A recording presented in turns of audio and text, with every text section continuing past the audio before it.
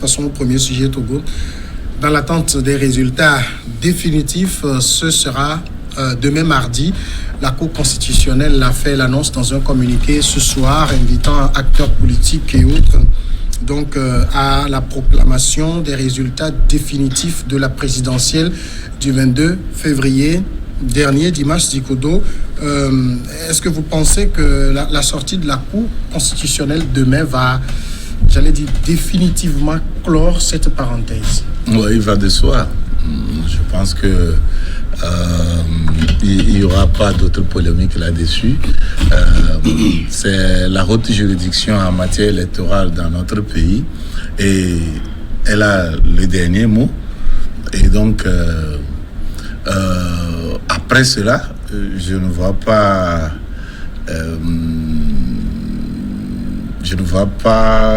quelque chose d'alternative. Ouais, il n'y a pas quelque chose d'extraordinaire. Vous savez, Agboyome Kodjo peut faire un peu de boucan, mais ça va s'arrêter là. Et Agboyome, tel que je le connais, il n'est plus prêt à faire la prison, il n'est plus prêt à aller en exil. Et il aime beaucoup le Togo. Il va vouloir rester au Togo. Il va poser peut-être des actes à la limite du légal. Et il va rester dans la légalité. Et on en restera là. Et il n'y aura rien d'extraordinaire. De toutes les façons, toutes les institutions de la République, comme lui-même il en avait dit, il avait parlé de cela en 2015 en s'adressant à Jean-Pierre Fabre, qu'à partir du moment où les institutions de la République ont proclamé un vainqueur, on s'en tient à ça. Et c'est ça la réalité, c'est ça la légalité de notre pays. Donc demain, je pense que tout le monde va ranger ses clics et ses claques. Et puis, la vie va continuer au Togo. Rendez-vous 2025. Chris, est-ce qu'on peut attendre une surprise demain? Écoutez, mais qui dirait qu'il y aurait surprise? Parce que l'écart qui sépare entre les deux candidats est si énorme qu'on ne peut pas dire qu'il va y avoir surprise. Et puis, nous, on a été sur le terrain, on a constaté ce qui s'est passé, ce qui s'était passé. Et je crois que 18%, ben, qu'est-ce que vous voulez? Donc, est-ce qu'il y a une alternative à ce qui avait été fait? Je ne crois pas. Parce que l'écart est énorme. Combien de points déjà de différence? C'est une cinquantaine. Hein. Donc, vous voyez, l'écart est énorme. Et je crois que ceux qui parleraient de surprise, je crois qu'ils seraient tout simplement de mauvaise foi. Mais ce qui se développe au Togo, là, c'est chez certains partisans, c'est tout simplement ahurissant. Parce que lorsque vous êtes sur le terrain, vous avez vu ce qui s'est passé. Les résultats, le vote qui a eu lieu, on a suivi sur le terrain. Les résultats qui ont été proclamés, qui ont été conformes. Les procès-verbaux qui sont disponibles. Rien n'est joué sous la table. Ça a été clair. C'est-à-dire, moi, je parle en tant que quelqu'un qui a parcouru le Togo ces derniers mois de loin en large, qui a constaté les choses par lui-même. Et je crois que... C'est parce que disent les partisans d'Agboyome et lui-même. Oui, ça, c'est des réflexions partisanes et c'est des comportements partisans. Mais il faut que les gens apprennent à encaisser lorsqu'il y a encaissé. Sinon, le jour où, au lieu de travailler sur le terrain pour augmenter le score, on préfère jouer à ce jeu-là de mauvais parents lorsqu'il y a proclamation des résultats. À moins qu'on ne se rende pas compte des prestations sur le terrain, on dirait qu'on peut avoir des surprises. Mais lorsque tu analyses les données du terrain, il n'y a pas photo. C'est comme ça. Mais c'est clair. C'est comme ça.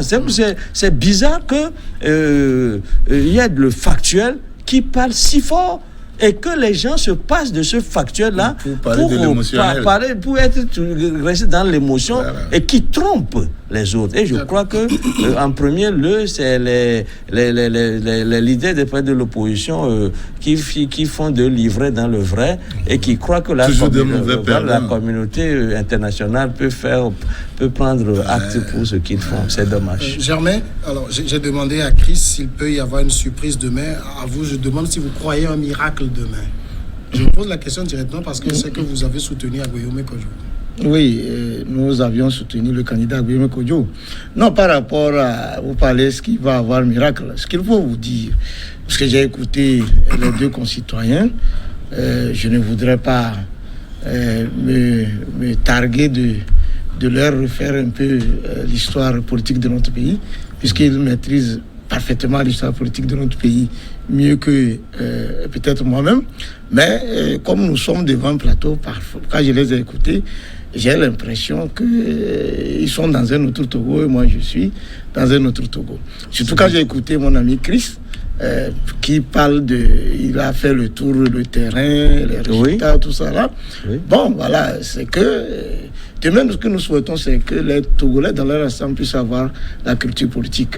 Parce que si je dois faire le débat avec mon ami Chris, de m'expliquer la logique qui est dans ce que le président de la République actuelle a comme résultat et de le démontrer sur le terrain.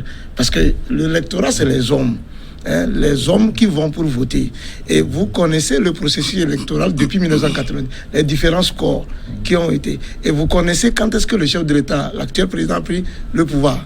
Son entrée fracassante dans l'arène politique. Et tout ce que cela l'a amené à faire ce qu'on appelle la réconciliation, tout ça. Je ne voudrais même pas revenir sur les blessures. Jusqu'à la contestation du 19 août 2017 et tout ce qui s'est passé, pour qu'il aboutisse à un score qu'on n'a jamais connu, je voudrais que vous puissiez expliquer à tous nos petits frères qui sont au lycée, au collège, cette logique-là. Mais je voudrais davantage faire comprendre à mon ami Chris, puisqu'il estime que les résultats qu'on a donnés, ce sont des vrais résultats, et que quand l'écoute, il n'y a même pas un début de fraude. Mais dis-nous si ce n'est pas vrai, si ce ne sont pas des vrais résultats. Moi, je ne voudrais pas, je voudrais rester de légaliste, puisque le candidat lui-même, il est légaliste. Le candidat Agboué Kodjo, et tout ce qu'il a... Il est légaliste, il s'est proclamé président. Il n'est pas légaliste. Non, il ne faut pas qu'on abuse des spectateurs. Laissez Germain finir. Il n'est pas du tout légaliste. Là, il ne faut pas... Allez-y. Bon, on a vu le comportement sur le terrain, il n'est pas légaliste. Bon, si vous voulez, je pense qu'il a fini. Il n'a pas fini, c'est son temps de parole. Laissez-le terminer. Alors, j'ai dit, mais ouais, le candidat Agboué Kodjo et son organisation ont introduit des recours, vous le savez. Alors, comment vous voulez qu'on puisse être plus légaliste que ça, mon cher ami? Dans tous les cas, nous voulons... C'est par rapport à la question. En annulation ou bien en rectification? Nous avons un certain nombre une panoplie de recours.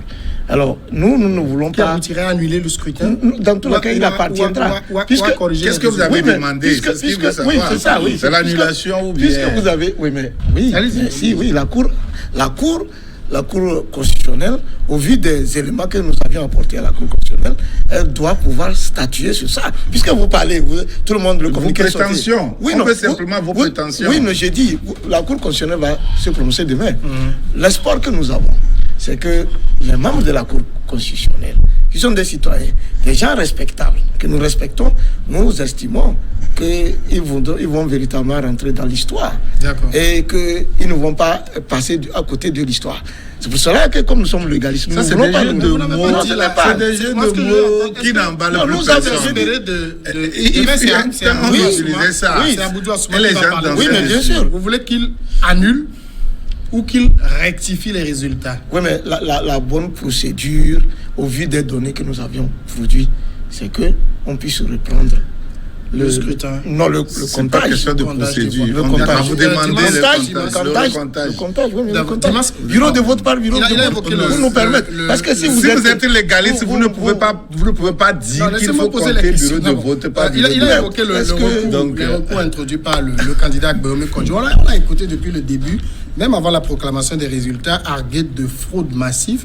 Il était même en conférence de presse aujourd'hui où il a brandi un certain nombre de preuves des fraudes, des bulletins prévotés, des commandes de bulletins prévotés auprès de certains pays et tout ça, qui constituent pour lui des motifs pour que ce scrutin-là puisse être revu. Mais vous pensez que réellement, si le Togo, ou bien UNI, les dirigeants d'UNI, veulent avoir des bulletins prévotés, il faut commander. Il faut commander des bulletins prévotés. Donc, ils n'ont plus de droit à prévoter des bulletins. Donc, ils vont commander. C'est ce qu'il a dit. Ça sort de... Vous voyez, ça c'est un. De deux, qui dit que ce n'est pas eux-mêmes qui ont fabriqué ça? Mais je connais quand même des dirigeants politiques dans ce pays, à un moment donné de notre histoire, qui ont parrainé des jeunes au moment des moments difficiles de notre pays où il y avait les larmes aux yeux des Togolais, la lutte, l'incompréhension émaillait nos activités dans ce pays et on a découvert des corps dans la lagune. Mais des gens sont montés au créneau pour dire que c'est eux qui sont partis à la morgue chercher. Et on connaît les dirigeants qui sont derrière ces gens-là, qui ont posé ces actes-là. Mais qui dit aujourd'hui que ce n'est pas eux qui ont fabriqué ces mêmes bulletins? Ils ont trouvé les bulletins là, on est en train de voter et puis ils ont pris les gens main à main. Mais c'est trop facile d'aller ramasser des bulletins pré-votés. D'ailleurs, il y a beaucoup d'imprimeries qui peuvent rééditer ça. Ça là, ces bulletins-là. Et voter, c'est plein. Et donc, il n'y a rien comme preuve dans ça. Si c'est ça qu'on veut dire comme preuve, non. Moi, j'aurais préféré que la dynamique, c'est dynamite ou dynamique? La dynamite Kwadjuro. La dynamite Kwadjuro. La dynamite Kwadjuro puisse prendre des procès-verbaux de tous les bureaux de vote et de nous les brandir avec des calculs précis. Parce que les procès-verbaux qui ont été donnés, je ne voudrais pas dire qu'ils n'ont pas des délégués dans les bureaux de vote. Je ne voudrais pas dire cela. Je ne voudrais pas dire. Je suppose qu'ils en ont. Et quoique, mais je suppose qu'ils en ont. Mais ils devaient savoir que les procès-verbaux sont faits en autant d'exemplaires que ceux qui sont délégués et autres dans les bureaux de vote. Ils ont pris ça. C'est les mêmes scores qui ont été affichés devant les bureaux de vote.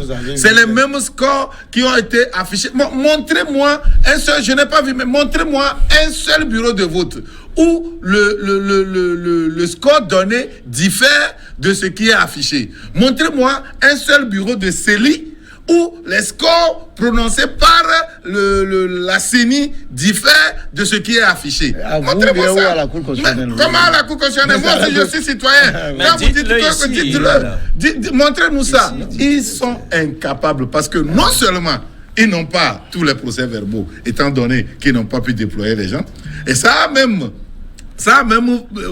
créé une vive bagarre entre eux dans la maison d'Agbeyo même le jour du scrutin où quand je parle, j'ai des preuves, j'ai des preuves. Bon, d'accord. Le jour du scrutin où Adjamagbo prononce ceci, je dis ceci et je prends les téléspectateurs à témoin. Si j'ai menti, elle n'a qu'à m'assigner en justice et j'apporterai les preuves et tout le monde entier verra leur supercherie. Alors, Adjamagbo disait qu'on n'a pas pu déployer les délégués dans les bureaux de vote et que les observateurs les interprètent et que si Kwadjuro apprenait cela, il va appliquer une crise. Ce qui veut dire quoi? Ce qui veut dire que c'est des gens qui se sont arrangés à cacher la réalité de leur supercherie à Kwadjuro, en embobinant Kwadjuro, en amenant Kwadjuro sur le terrain d'une victoire inexistante et en faisant jouer au vieux prélat le rôle qu'il ne devait pas jouer. Mais c'est vraiment terrible. Il y a quand même quelque chose d'assez simple que les gens disent. Faure Singbe a eu 72,36% selon les résultats. Pourquoi ça lui paraît si difficile qu'on puisse publier les résultats bureau de vote par bureau de vote? Vous me direz que la loi ne le prévoit pas. Mais les gens disent, si tout est si clair, faisons-le. Violons la loi. Mais, si tout est si clair, violons la loi. Non, je peux répondre par moi-même. Mais c'est, vous savez... Et je disais tout à l'heure que les procès-verbaux sont disponibles. Et ça ressemble à une injonction. Qui demande ça? Qu'on proclame bureau de vote par bureau de vote. Qu'on publie au moins. Qui demande ça? Le candidat malheureux. Oui, mais vous avez lu le communiqué de l'ambassade des États-Unis. C'est ce que je dis. Oui, c'est ça. Donc aujourd'hui, ça devient une demande et puis quasiment partagée par beaucoup de personnes. Beaucoup de personnes, tu as le nombre de ceux qui partagent ça? Non, en tout cas, ça va, c'est au moins le candidat quand vous dites beaucoup, c'est il y a le candidat malheureux. Oui, c'est normal. Des États-Unis. Oui, c'est normal. À ça. Oui, c'est normal. C'est normal. Mais je dis, Mais si eux, ils peuvent s'arroger le droit de demander le comptage, bureau de vote, la publication bureau de vote, pas bureau de vote, d'abord, on va mettre combien de temps pour finir, et que je ne me rappelle pas qu'il y a un pays où on ait procédé de cette façon-là. On n'a jamais fait des trucs comme ça. Donc, mais pourquoi? Mais donc, non, s'il veut qu'on fasse le débat de cette façon-là, je crois que je sais le faire aussi. Bon, bien, maintenant, ce que je voudrais dire par ailleurs, c'est que d'abord, on a voté. C'est-à-dire que les procès-verbaux sont disponibles. Pourquoi ceux qui sont si des autres candidats aussi. C'est-à-dire ça a été partagé. Voilà, nous, on a vu ça. Et puis, dès que les CELI ont convoyé par après tous les procès-verbaux vers la CENI. Et il s'est trouvé des gens pour dire que ces procès-verbaux sont disponibles et que quiconque voudrait des clarifications aille à la vérification de ces procès-verbaux. Est-ce que vous croyez qu'on doit faire mieux? Ces procès-verbaux ne sont pas cachés. Si vous avez des soupçons par rapport à un bureau de vote, qu'est-ce qu'on fait tout simplement? On consulte, parce que je ne vais pas quand même, les gens ne vont quand même pas nous dire qu'il y a eu la fraude dans tous les bureaux de vote. Mais si vous soupçonnez qu'il y a eu, par exemple, fraude dans un bureau de vote donné, pourquoi vous avez ciblé ce bureau de vote? Allez donc à la clarification en consultant tout simplement je crois que c'est la meilleure façon de s'en sortir, c'est d'aller vérifier. C'est comme ça que ça se fait. Lorsqu'on proclame par exemple les résultats. Je vais vous arrêter juste quelques secondes. Alors, il faut que tu me redonnes la parole juste après.